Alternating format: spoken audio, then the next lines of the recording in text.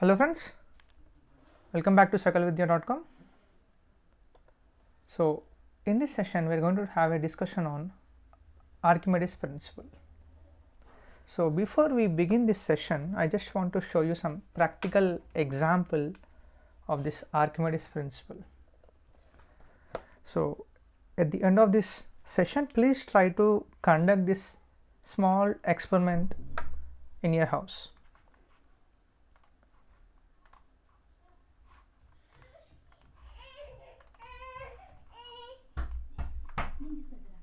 Okay, so take a bucket full of water and take a plastic mug and try to immerse the mug into the water. So what do you observe in this experiment when I am trying to put my entire force through this mug or this plastic mug? What happens? What do you observe in this example? So what do you see in this example? I am unable to immerse the mug inside the bucket full of water, right? So whenever I am trying to apply a force, it is coming back, right? It is coming back. So what do you conclude in this example? What do you observe in this example? Now I will show you one more example.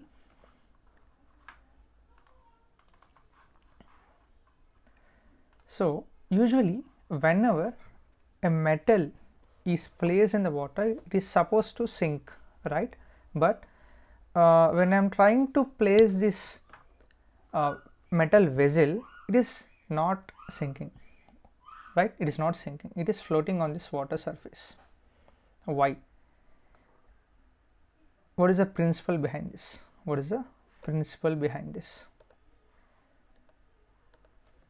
So what is the principle behind this? Even though it is a metal piece, it is not going to sink, it is going to float. So is there any resemblance between this experiment and ships that we see in our everyday life or practical example? It is very similar to the mechanism of working mechanism of ships, right? Now let us have a discussion on Archimedes principle. So please try to conduct these two experiments in your house after this session. Okay, see, I am going to take a container. I'm going to take a container and I'm going to fill the container with water. Water is nothing but a fluid. I'm going to fill this container with water and I'm going to immerse an object inside this. I'm going to immerse an object. Immersion can be partially or fully. So what happens when you try to immerse this object inside the water? What happens? The fluid or water is going to exert some pressure in upward direction.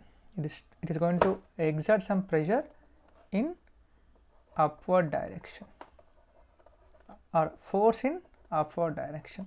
This upward force is called as upthrust. So whenever you are going to immerse an object partially or fully in a water, so water is going to apply a reaction in opposite direction, right? That is called as upthrust. It's very similar to your Newton's third law. For every action we have equal and opposite reaction, right? For action we have equal and opposite reaction. So when I am trying to immerse an object, what happens? Water is going to apply a force in the opposite direction. For that force I have named as upthrust. So please try to remember this concept, right? And this object is going to displace some water. This object is going to displace some water from the container whose magnitude is equal to the upthrust. So the magnitude of upthrust is nothing but, so the magnitude of upthrust is equal to weight of water that has been displaced that has been displaced by the object, So this is a principle behind the Archimedes principle. Okay, so now let us see what is Archimedes principle. Archimedes principle states that the magnitude of buoyant force is always equal to the weight of fluid displaced by the body or the object. See, for example, I am going to take an weight of 3 kgs and I am going to immerse this weight into the water partially or fully. Okay, so if I am going to immerse a 3 kg of weight, the same amount of water displaces here, same amount of water, same amount of weight of fluid is going to displace, that is here in this case 3 liters of water is being displaced from the container. 3 liters of water has been displaced from the container. Right, is it clear? Yes. So Archimedes principle states that the buoyant force is equal to the weight of water displaced. The amount of weight that you are going to immerse is equal to the upthrust produced by the water. This magnitude of this upthrust is equal to the water displaced from the liquid by the application of this weight. Simply this is called as Archimedes principle. So Archimedes principle is very, very important. Let us see some practical applications of Archimedes principle. Have you ever seen a boat sailing in a water?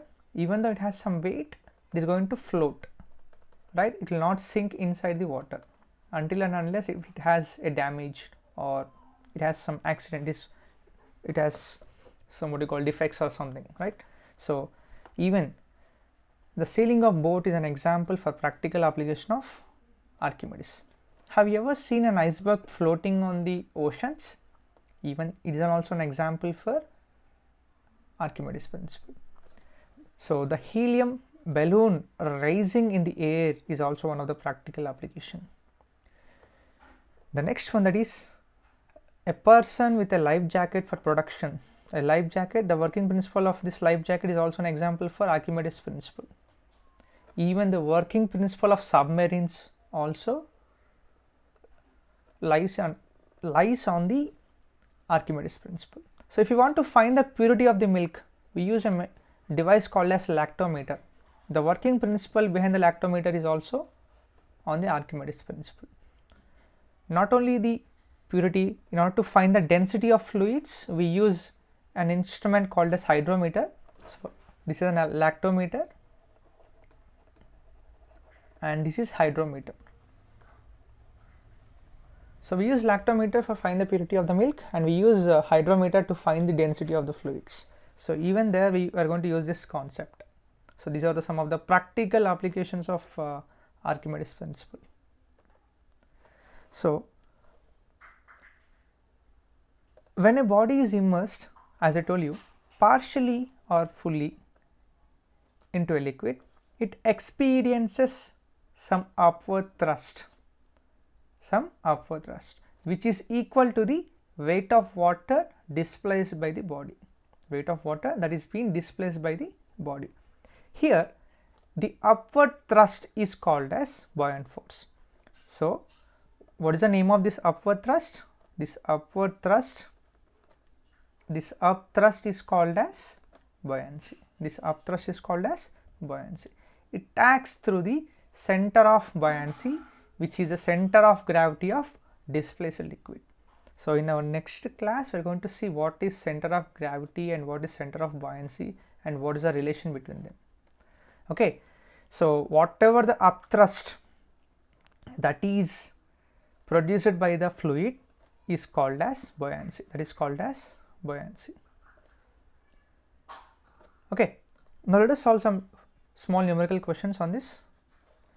Dash is the ability or tendency of something to float in a water or a fluid is called as. See, for example, if this is a container, I am going to take a small metal vessel, it is floating, not sinking, right? So whenever an object is going to float, that principle is called as buoyancy. That principle is called as buoyancy, right? Our next question. Dash states that the magnitude of buoyant force is always equal to weight of the fluid displaced by the body. So, law of flotation? No. Newton's law? No. Bernoulli's principle? No. So, the concept of buoyant forces and buoyancy is being given by Archimedes principle. So, for this question the answer is option B. Archimedes principle states that the magnitude of buoyant force is always equal to the weight of the fluid displaced by the body. So, upthrust produced by the fluid is called as buoyancy. This concept of buoyancy is given by Archimedes. Regarding this Archimedes, in my previous lecture I told one small story.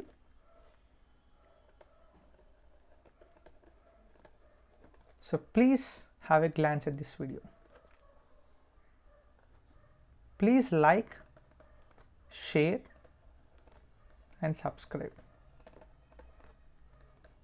Thank you.